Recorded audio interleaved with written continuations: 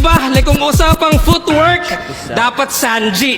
Kung IQ Nami, depensa 4th gear, tankman haki, accuracy, Yusuf palagi yan sa battle. Kasi yung punch is just one piece of the puzzle. Gaya ng 4 lamang yung perata. Pero safe naman yon.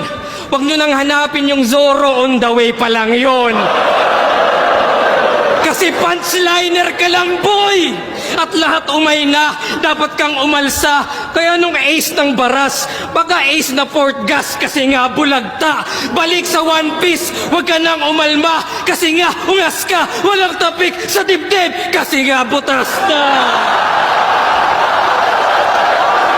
Kaya di mo na malayang, walang diamante na halang. Ika'y bali-bali naman, sa talas ng espada, ika'y hati-hati na lang. Yung dila ay katanang, nananabik na lang.